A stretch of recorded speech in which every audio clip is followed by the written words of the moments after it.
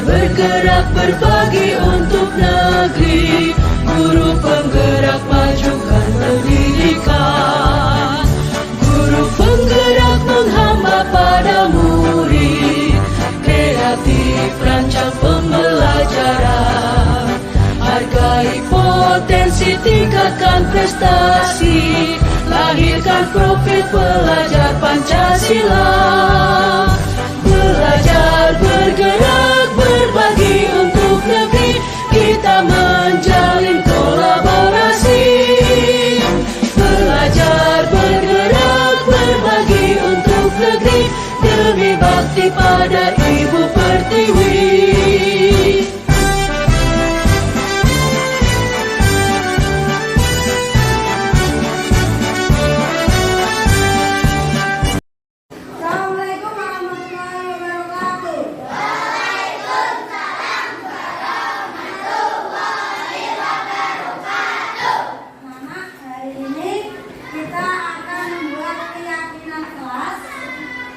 Yang mana keyakinan kelas ini nanti akan kita jadikan kesepakatan. Nah, sekarang silakan kalian tuliskan satu kalimat tentang keyakinan yang akan kamu utarakan, ya. Bisa. Yang sudah selesai, Bu. Ya, silakan untuk menembakkannya di sini. Tanda tangan boleh. Tembakan ya. Bakai dulu. Ya.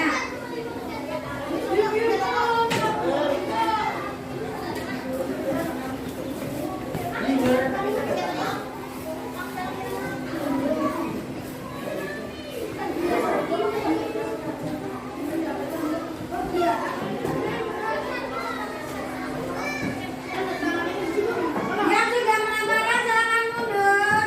Biar temannya bisa menambahkan.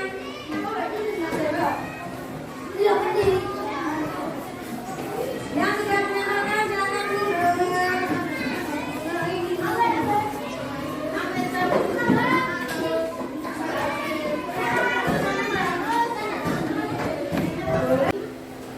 Sudah menambahkan semua?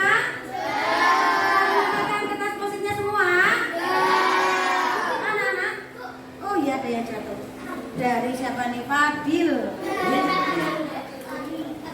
Anak-anak, keyakinan ini nanti yang akan kita jadikan kesepakatan kelas.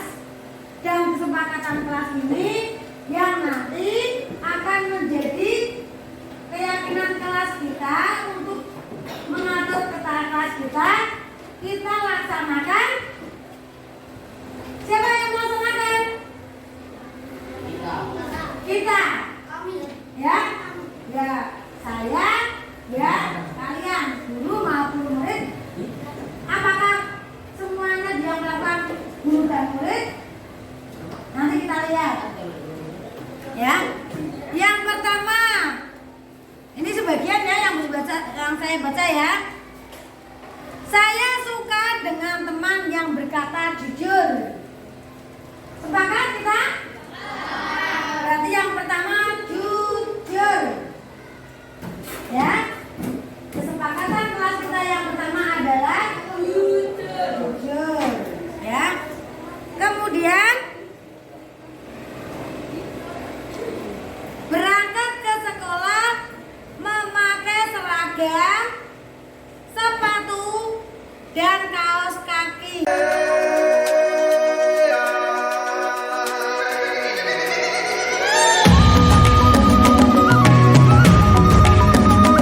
Assalamualaikum warahmatullahi wabarakatuh. Waalaikumsalam warahmatullahi wabarakatuh. Ibu Kepala Sekolah SD Donasi Kulon 1, Ibu Anifatun SPD, serta Bapak Ibu Dewan Guru, staf dan karyawan SD Donasi Kulon 1, terima kasih atas kehadirannya pada diseminasi saya tentang modul 1.4 budaya positif. Bapak Ibu guru hebat SD Donasi Kulon 1, Mari kita lestarikan, kita lakukan disiplin positif di SD kita, di sekolah kita, dengan mari belajar bersama, berkolaborasi, saling mendukung demi mewujudkan budaya positif di sekolah kita tercinta.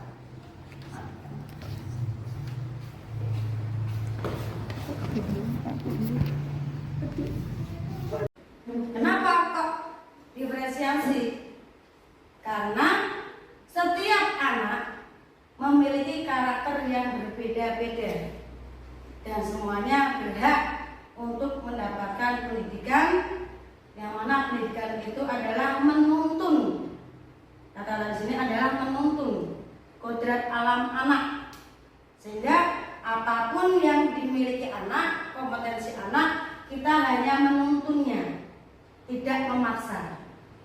Maka setiap siswa belajar sesuai dengan kebutuhan dari tahap perkembangannya untuk mewujudkan profil pelajar Pancasila. Dalam budaya kita, jadi makna kata disiplin dimaknai menjadi sesuatu yang dilakukan seseorang pada orang lain untuk mendapatkan kepatuhan. Sehingga kalau keluar dari disiplin dianggap tidak patuh, dianggap melakukan kesalahan, yang patut diberikan hukuman, bukan sanksi. Ya. Kita cenderung menghubungkan kata disiplin dengan ketidaknyamanan. 3 pernyataan tadi. Padahal sebagai pendidik, tujuan kita adalah mewujudkan murid yang mempunyai disiplin diri sehingga mereka bisa berperilaku dengan mengacu pada nilai-nilai kebajikan universal dan memiliki motivasi intrinsik. Motivasi intrinsik itu dari kesadaran diri, tidak ada keterpaksaan. Kalau yang ekstrinsik seperti tadi, akan ada hukuman, akan ada sanksi, akan ada denda. Disiplin positif merupakan salah satu cara untuk penerapan disiplin yang bertujuan menumbuhkan kesadaran serta memberdayakan anak untuk melakukan sesuatu tanpa disuap. Disuap di sini. Nanti kalau kamu bisa seperti ini, ibu kasih ini, ibu beri ini, ancaman. Kalau kamu tidak bisa tepat waktu, kamu lari 10 kali, kamu push up, ya, kita ancam. Kamu gak akan lulus, kamu gak akan naik kelas. Selama ini kita melakukan seperti itu ya, maupun hukuman. Kenapa mereka melakukan hal-hal yang kita katakan tidak disiplin? Karena berdasarkan ini kebutuhan dasar manusia ada 5. Contoh, untuk bertahan hidup, makan, minum, tempat tinggal, kesehatan, pendidikan. Sehingga yang anak-anak atau mereka, orang-orang yang kebutuhan dasar bertahan hidupnya tidak terpenuhi, akan melakukan berbagai cara agar bisa makan, bagaimana bekerjanya yang giat, agar bisa tetap sehat, dia berobat, bagaimana itu bertahan hidup.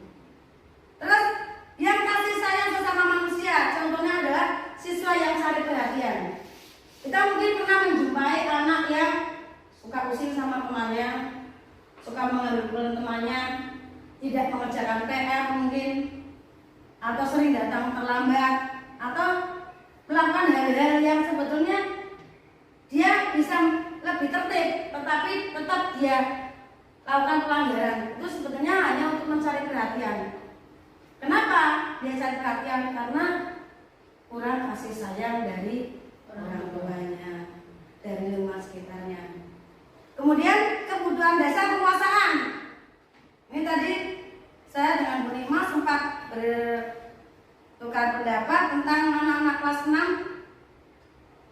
yang mana dalam penguasaan ini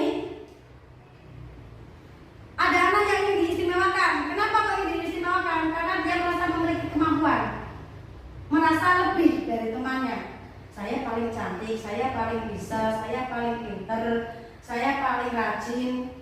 maka minta diistimewakan sehingga dia memegang kendali atas kelas itu. Pernah Bapak Ibu mengalami hal ini? Pernah ya.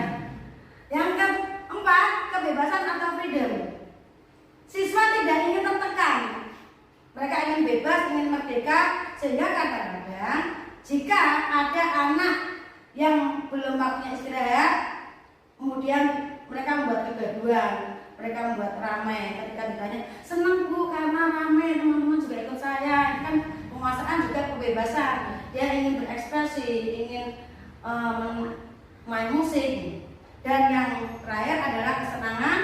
Ini misalnya siswa ingin menemukan kesenangan dalam pembelajaran. Nah, ini yang menjadi tugas kita, yaitu menemukan kesenangan dalam pembelajaran. Walaupun kita harus tetap dalam pembelajaran yang terdiferensiasi sesuai dengan kebutuhan anak. Muncullah motivasi perilaku manusia karena yang tadi kebutuhan dasarnya tidak terpenuhi, ya. Yang pertama tadi, mengapa mereka menghindari hukuman? Murid melakukan disiplin karena takut dihukum.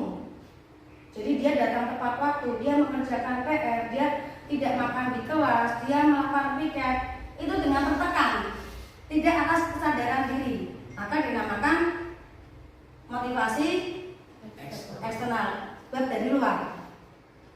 Atau mungkin bisa juga tidak takut dihukum, tapi karena ingin mendapat imbalan atau pujian. Ketika mendengar temannya, ini si Rizka tepat waktu, dia siswa teladan, kayaknya temannya yang lain, aku juga pengen loh dipuji seperti itu oleh guru. Ini juga motivasi eksternal karena dari luar.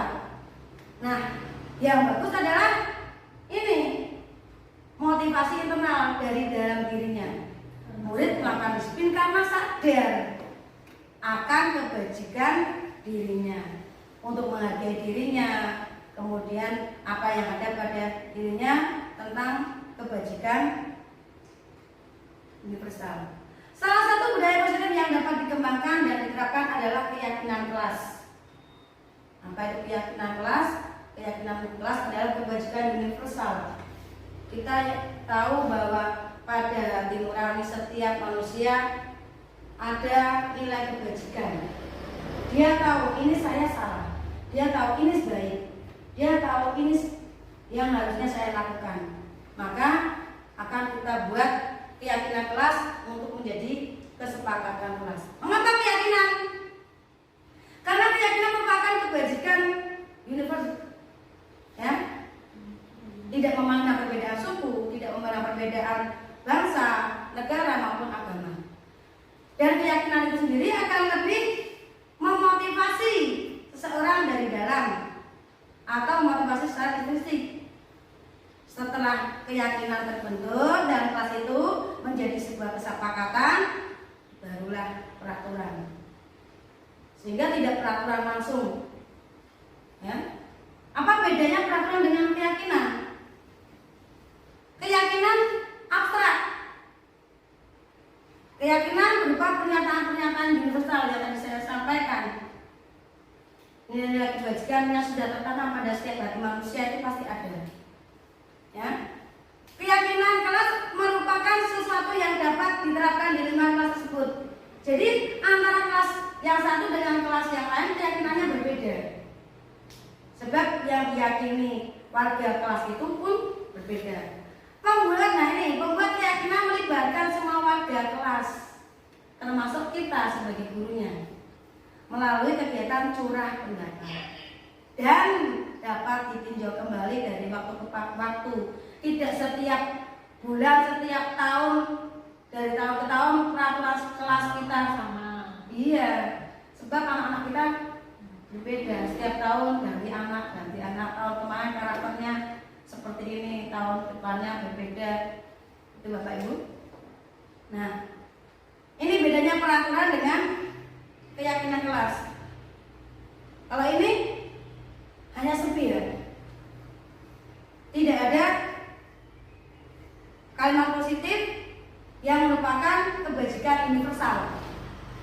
Maka jika memang sudah terbentuk peraturan, tugas kita adalah ketika kita mengumpulkan peraturan tersebut, kita munculkan contoh, selalu kembalikan buku ke tempatnya.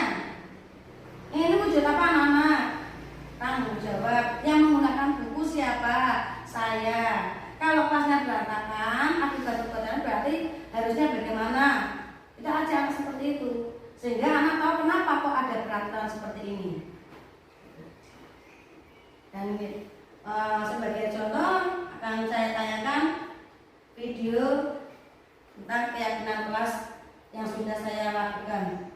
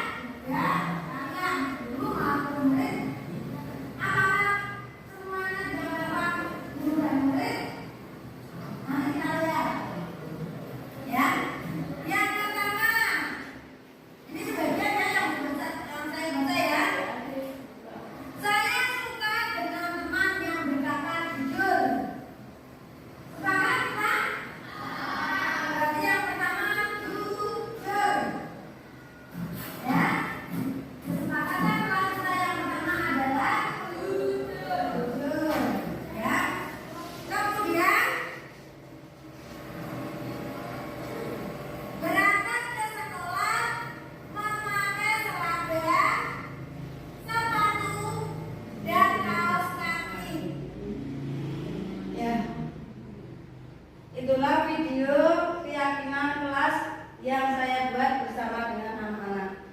Dari keyakinan kelas tadi akan menjadi kesepakatan kelas 6. Tadi ada jujur, mari jujur dalam setiap hal. Kemudian ada datang ke sekolah, tepat waktu, kemudian memakai seragam. Maka ada disiplin waktu, pakaian dan tugas. Karena tadi video tadi tidak semuanya saya tampilkan, di antaranya ada juga mereka menjaga kebersihan dengan piket, lalu menjaga kerukunan dan saling menghargai. Kesepakatan ini kita buat poster, kemudian nantinya akan kita pajang, kita tempel di dinding kelas kita, yang mana sudah ada tanda tangan warga kelas tersebut, kita gurunya dan semua anak-anak kita dalam satu kelas itu. Dari kesepakatan ini nanti akan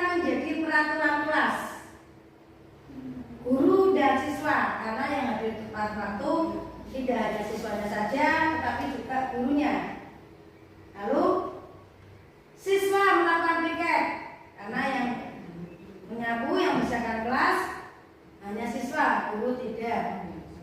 Kemudian guru dan siswa wajib memakai seragam. Ini kita gurunya jaga siswanya. Jadi dengan peraturan-peraturan ini mereka sendiri yang membuatnya. Bedanya apa peraturan dengan keyakinan? Peraturan yang sudah ada sebelum mereka datang dengan keyakinan. Peraturan dibuat hanya sepi ya, hanya pengambil kebijakan yaitu kita, sedangkan keyakinan kelas dari dua belah pihak. Dalam melakukan disiplin positif, guru memiliki standar kepribadian profesional dan sosial yang baik, di mana guru mampu berefleksi pada posisi kontrolnya saat ini sebagai posisi manajer yang menuntun. Di sini kata-kata menuntun, tidak memaksakan, ya, menjadi insan yang mandiri, merdeka dan bertanggung jawab. Itu adalah standar nasional pendidikan. Demikian Bapak Ibu Dewan Guru, mari kita untuk budaya positif di sekolah kita, sehingga SD Generasi Pulau 1 menjadi warga sekolahnya menjadi santun dalam berinteraksi, ramah dalam pergaulan. Cukup sekian dan terima kasih. Assalamualaikum warahmatullahi wabarakatuh. Perkenalkan, nama saya Tony Wijaya. Saya guru kelas 3 di SD Denasri Kuwono 1. Saya adalah teman sejawat. Tanggapan saya dari kegiatan diseminasi budaya positif yang sudah dipaparkan Bu Sri Indah Ningrum kemarin, bagus sekali dari awal sampai akhir, sehingga kami mendapatkan pengetahuan yang baru dari apa yang sudah dipaparkan Bu Sri Indah Ningrum kemarin. Harapan kami Bu Sri Indah Ningrum bisa memberikan dampak positif untuk kami rekan-rekan guru satu sekolahan, sehingga bisa menginspirasi kami semuanya dalam kegiatan calon guru penggerak angkatan berikutnya. Terima kasih. Demikian dari kami. Billahi taufiq wal hidayah. Wassalamualaikum warahmatullahi wabarakatuh.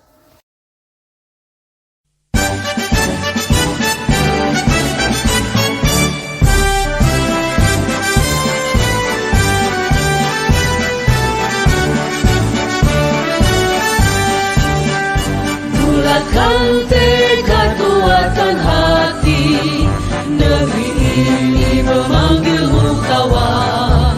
Belajar bergerak berbagi untuk negeri, guru penggerak majukan pendidikan.